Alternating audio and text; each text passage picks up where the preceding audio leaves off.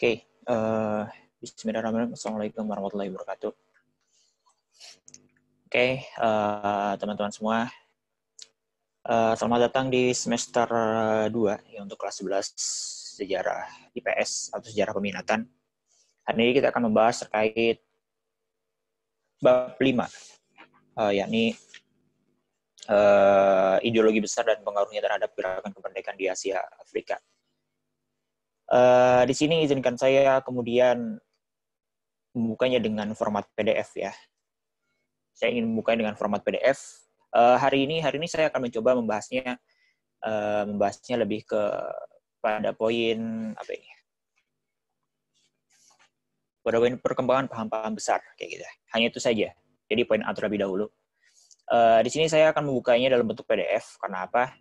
Karena di sini saya ingin mencoba mengajak kalian untuk mengkuliti konsep-konsep nasionalisme, demokrasi, dan sebagainya. Dan itu membutuhkan sebuah kalimat yang sempurna yang bisa ditunjukkan oleh buku tersebut gitu. Nah, jadi kita mencoba mengulik sebenarnya yang dibahas oleh buku ini apakah fair atau tidak gitu karena kita di sini sedang berbicara tentang paham-paham kayak gitu. Kita harus fair membaca paham-paham besar dunia. Kayak gitu. Ya, coba akan kita lihat bagaimana buku ini menyajikannya kayak gitu ya. Maka dari itu di sini saya akan menampilkannya dalam bentuk seperti ini kayak gitu ya. Oke. Kita akan membahas terkait perkembangan paham-paham besar di dunia ya, yang dianggap kemudian menggerakkan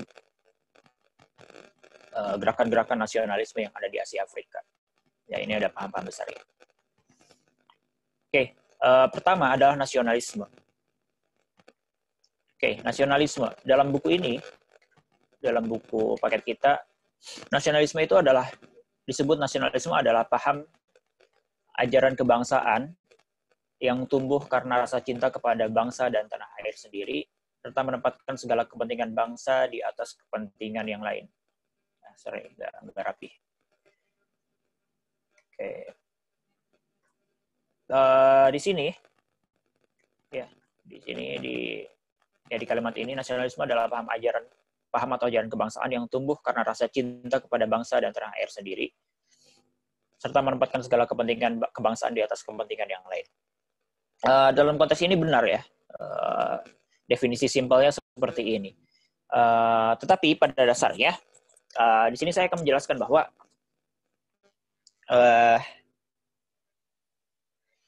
nasionalisme itu adalah sebuah paham yang baru.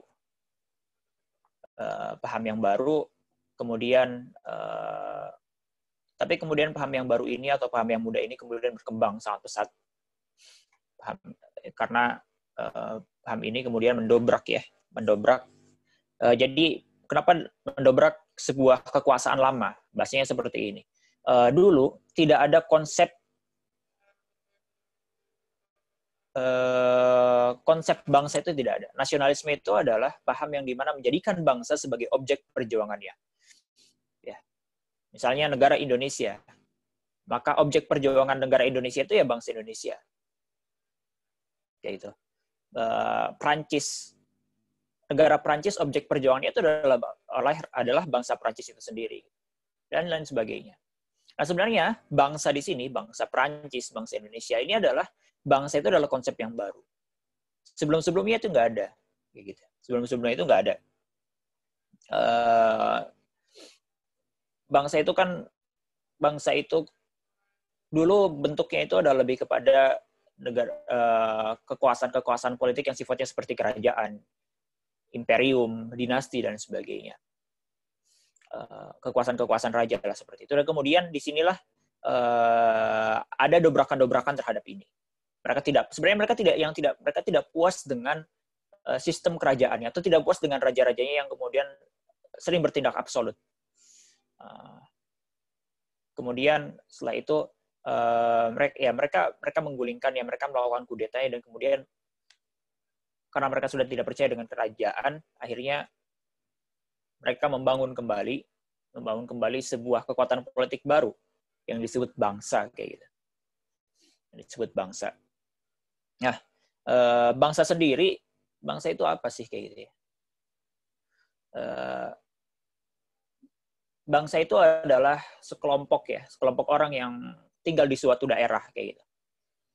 Ya ini biasanya mereka mengidentifikasi dirinya itu bisa berdasarkan ras, berdasarkan suku, berdasarkan apalagi norma, nilai, ideologi dan sebagainya.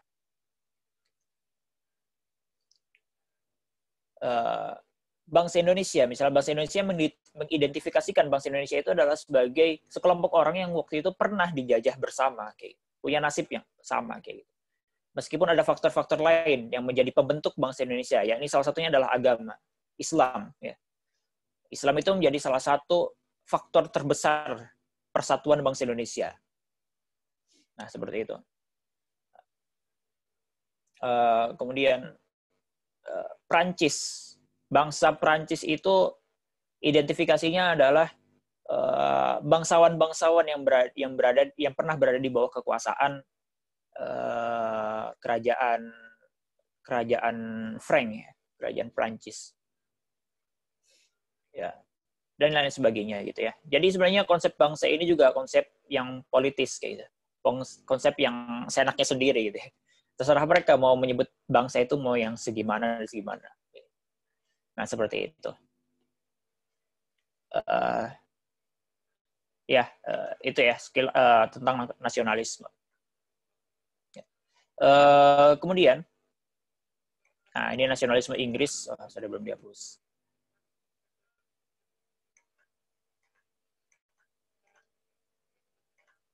Oke. Kemudian nasionalisme Inggris. Nah, jadi beberapa nasionalisme yang kemudian muncul, itu ada nasionalisme Inggris.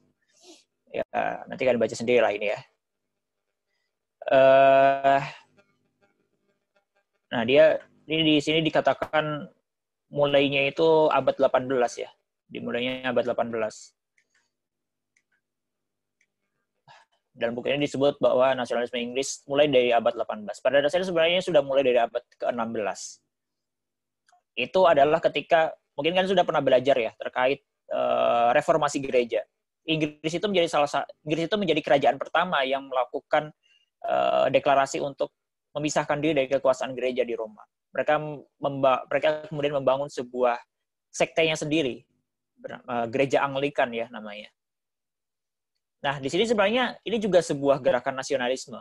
Karena pada dasarnya gerakan nasionalisme itu adalah gerakan untuk kemudian merasa agar mereka bisa menentukan hidupnya sendiri, tidak mau dicampuri oleh bangsa lain, bebas ya, berdikari dan sebagainya. Dan sebenarnya ini kan sebuah upaya untuk nasionalisme juga.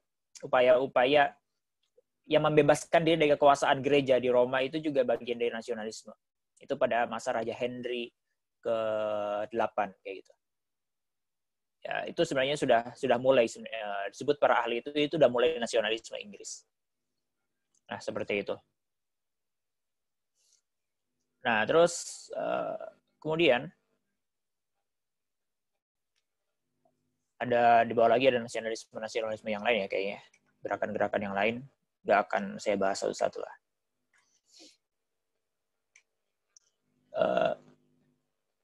Ada nasionalisme Prancis ya. Nasionalisme Prancis ya tadi yang seperti saya singgung di awal itu adalah bagaimana para bangsawan. Sebenarnya nasionalisme Prancis itu muncul dari para bangsawan ya, bukan dari yang kita bayangkan sebagai rakyat yang tertindas segala macam, enggak. Itu dari para bangsawan yang tidak puas dengan kekuasaan dari raja Prancis yang sangat absolut. Nah, bangsawan-bangsawan itu kemudian menyatukan diri mereka dan menyebut mereka menjadi bangsa Prancis. Nasionalisme di Amerika gitu ya. Di Jerman, di Italia, dan selanjutnya banyak sekali ya. Jadi pada intinya adalah nasionalisme itu adalah bagaimana sebuah paham yang untuk memperjuangkan kesatuan dan juga kekuasaan untuk bangsa agar mereka kemudian bisa menentukan nasibnya sendiri, masa depannya sendiri, tidak diatur-atur oleh kekuatan-kekuatan yang lain. Itu adalah nasionalisme. Oke. Nah, kemudian kita masuk pada liberalisme. Nah, ini dia. Liberalisme dapat diartikan sebagai paham yang mengutamakan kemerdekaan. ya, sebagai mengutamakan kemerdekaan atau kebebasan individu dalam bidang ekonomi, pengembangan ilmu pengetahuan, kebudayaan, beragama, maupun bebas sebagai warga negara yang harus dijamin hak-hak politiknya. Kemudian, dalam pengertiannya yang lebih singkat, ya liberalisme berarti paham yang mengutamakan kebebasan individu sebagai pangkal dari pokok kebaikan hidup. Oke, di sini kalau misalnya kita lihat, sebenarnya kalau misalnya kita lihat sekilas sih, kalau kita lihat dari inilah yang kenapa saya mengatakan kita akan mengkuliti konsep-konsepnya. Inilah bahayanya kalau misalnya kita membicarakan terkait pemikiran-pemikiran, kita membicarakan terkait paham-paham, tapi kita hanya berbicara tentang definisi saja, maka kita kemungkinan akan tersesat kayak gitu. Kalau misalnya kita lihat liberalisme itu ya bagus kayak gitu kalau dari segi definisi, terutama definisi yang sangat di buku ini bagus banget ya. Cocok banget kalau misalnya dia disuruh bikin brosur kayak gitu. Segi definisi ini bagus, tapi kalau misalnya kita lihat bagaimana liberalisme itu hadir kayak gitu. Kita belajar liberalisme itu kan lahir di Eropa. Kenapa mereka bisa terlahir liberalisme di Eropa? Karena dulu memang kebebasan-kebebasan sebagai inti dari liberalisme itu memang terhambat di Eropa. Mereka sangat terkekang oleh kekuasaan gereja. Banyak ilmuwan-ilmuwan yang memiliki pendapat berbeda dengan gereja kemudian dihukum mati. Ada Galileo Galilei dan sebagainya. Nah, maka kita harus sadar bahwa paham liberalisme lahir di Eropa karena sebuah pengalaman khusus di Eropa, yakni mereka punya trauma terhadap kekuasaan agama, sehingga dari liberalisme muncullah sekularisme, muncullah apalagi dan lain sebagainya yang berusaha memisahkan kekuasaan agama di ranah privat dan ranah publik kayak gitu. Ini kenapa kayak gini kan? Karena mereka punya trauma terhadap agama itu sendiri. Ketika liberalisme dilemparkan kepada Islam atau dilemparkan kepada peradaban di Timur, nyambung nggak? Nggak nyambung kayak gitu. Ya ini yang menjadi kontroversi. Nah ini kita sebagai Muslim, kita harus sadar terkait ini. Paham liberalisme itu hadir karena memang asalnya mereka trauma terhadap kelamnya pengalaman agama mereka kayak gitu. Ya, oke, ya silahkan saja, itu kan bagian dari pengalaman mereka. Tapi ketika ini diupayakan untuk hadir juga bagi kita, terutama umat Islam, ya tentu nggak nyambung. Kita tidak pernah mendapatkan kondisi-kondisi demikian kayak gitu. Ini kan yang kemudian harus kita pahami kayak gitu. Dan inilah kenapa ingin saya coba bedah kayak gitu. Nah kemudian ke bawahnya lagi nih. Sorry. Oke. Di sini ada pun nilai-nilai pokok. Nah, ada nilai-nilai pokoknya nih. Nilai-nilai pokok yang bersumber dari tiga nilai dasar liberalisme, bersumber dari tiga nilai dasar liberalisme adalah sebagai berikut. Nah, ini ada nilai-nilai pokok. Di sini disebut manusia mempunyai kesempatan yang sama di dalam segala bidang kehidupan. Oke, terus apa lagi nih? Terus adanya pengakuan terhadap persamaan manusia. Pemerintah harus mendapat persetujuan dari yang diperintah. Tegaknya hukum. Kemudian apa lagi di bawahnya ini ada ya?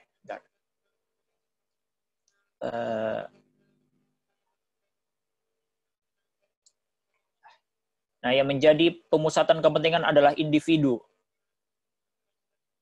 Nah, ini kan sedikit kontradiksi dengan poin ke yang bagian tadi apa? Bagian D. Mereka ingin menegakkan hukum, tapi kemudian ada pengaruh samaan kepentingan individu. Hukum itu dibuat untuk apa sih? Untuk kepentingan bersama, sebagai penengah dari kepentingan-kepentingan manusia yang sering berbeda-beda. Itu tujuan dari dibuatnya hukum. Karena manusia itu kan egois ya. Kepentingan setiap manusia itu sering bertabrakan kalau misalnya tidak diatur. Maka dibuatlah hukum sebagai penengah untuk itu. Liberalisme dikatakan dalam buku ini ingin menegakkan hukum. Tapi di bagian selanjutnya langsung menyebutkan bahwa yang menjadi pemusatan kepentingan adalah individu. Ya, ini sedikit, ini kalau misalnya kita telah secara detail, ini bisa mengandung berbagai perdebatan, maksudnya akan membingungkan gitu ya. Nanti akan saling berdebat gitu. Wah, ini ranah privat. Ya, ini bisa diatur oleh hukum ya. Bisa kayak gitu kan sekarang. Nah, negara hanyalah alat, kemudian nih, dalam liberalisme tidak menerima ajaran dogmatis. Nah, ini yang tadi saya sebutkan tadi. Dalam liberalisme tidak menerima ajaran dogmatis. Dogmatis itu ajaran-ajaran agama. Jadi ajaran-ajaran agama yang mutlak kayak gitu, yang tidak bisa diganggu gugat, itu adalah bagian dari salah satu ajaran-ajaran dogmatis gitu ya. Mereka tidak menerima itu. Ya semuanya itu bisa mereka dongkel gitu, mereka bongkar. Misalnya kalau dalam Islam itu misalnya terkait prinsip-prinsip ketuhanan dalam Islam itu sudah jelas ya. Kalau dalam liberalisme, prinsip-prinsip ketuhanan Islam sudah jelas itu bisa didongkel, ya, bisa dibongkar kayak itu, nggak bisa. Coba kita bedah lagi. Gitu. Padahal itu tidak bisa diganggu. Nah, ini terjadi ya karena mereka punya pengalaman terhadap ajaran agamanya yang bukan ajaran agama ya, punya pengalaman terhadap kekuasaan agama ketika saat itu yang membuat mereka menjadi khawatir terhadap agama itu sendiri. Sehingga mereka tidak menerima ajaran-ajaran agama yang bersifat dogmatis, ajaran-ajaran yang dogmatis. Ya kita sebagai agama wahyu ya pasti dogmatis lah kayak gitu ya.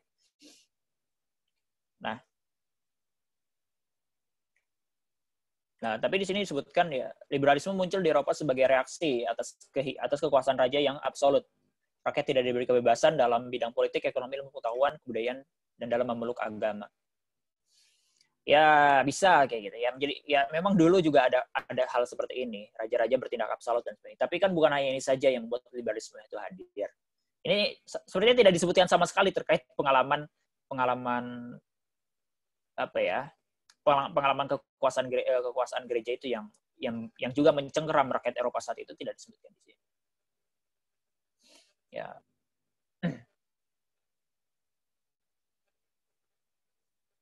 Oke. Ya, selanjutnya baca sendirilah. Ini lebih kepada pengembangannya. Nah, kemudian sosialisme. Nah, sini sosialisme adalah paham yang menghendaki agar segala sesuatu itu diatur bersama, dikerjakan bersama, dan hasilnya dinikmati bersama. Oke. Sosialisme berkaitan dengan doktrin ekonomi. Sosialisme berkaitan dengan doktrin ekonomi yang menentang pemikiran perorangan secara mutlak dan mendukung pemakaian milik tersebut untuk kesejahteraan umum. Oke. Ya. Saya nanti silakan kalian lihat apakah definisi ini cocok atau tidak gitu ya. Jadi sosialisme itu kan hadir sebagai bentuk ketidaksetujuan mereka terhadap sistem kapitalisme. Ya, sistem kapitalisme itu adalah kapital, modal. Jadi orang-orang yang memiliki modal biasanya harapan hidupnya lebih tinggi, mempunyai kesempatan-kesempatan mendapatkan keuntungan lebih tinggi gitu ya. Jadi yang punya modal akan semakin kaya, yang tidak punya modal ya akan terus miskin kayak gitu, semakin miskin. Itu kapitalisme. Nah, sosialisme itu hadir untuk kemudian mengkritik ide tersebut. Pada intinya ya sosialisme itu adalah bagaimana mereka punya pemikiran bahwa pemerintah lah yang seharusnya bisa mendistribusikan, mengalokasikan semua kekayaan dan sumber daya negara untuk kepentingan umum. Nah, kayak gitu. Jadi ya benar bentuk itu kolektif ya, bentuk bersama-sama tapi melalui pemerintah.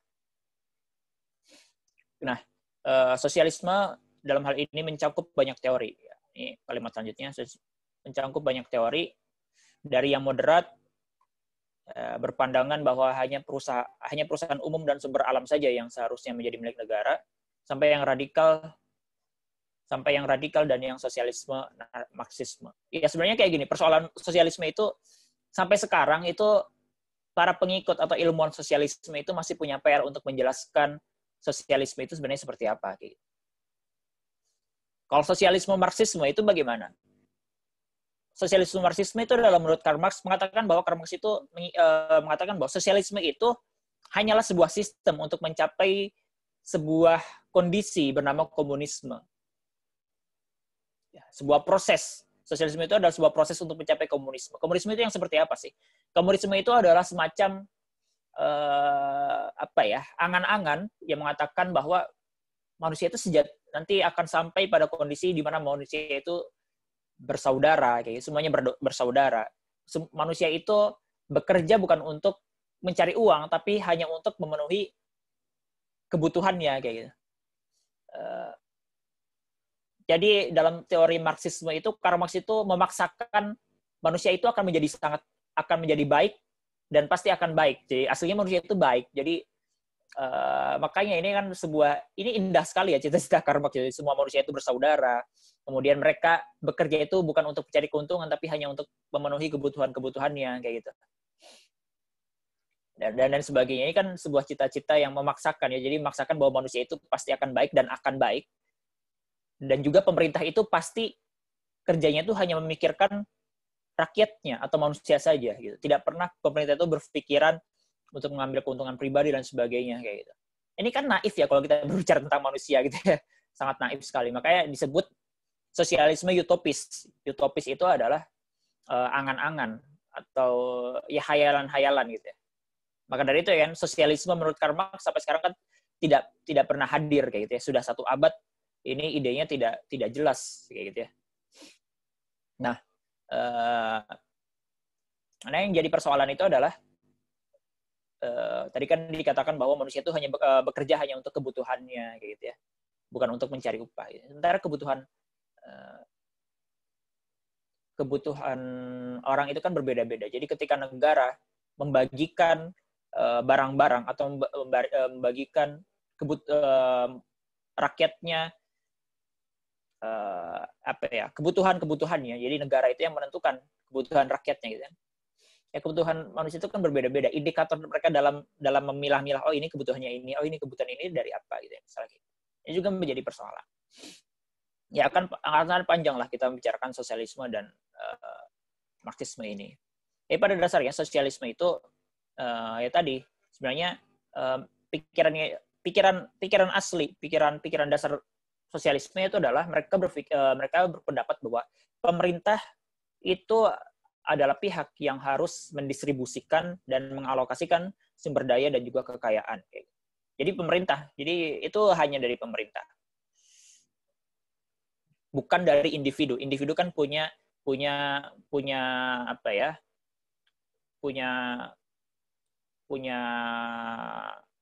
egoisme atau kerakusan untuk kemudian mencari keuntungan pribadi. Maka dari itu diberikanlah kepada pemerintah yang untuk melakukan itu. Nah, jadi misal bentuk-bentuk sekarang tuh kayak misalnya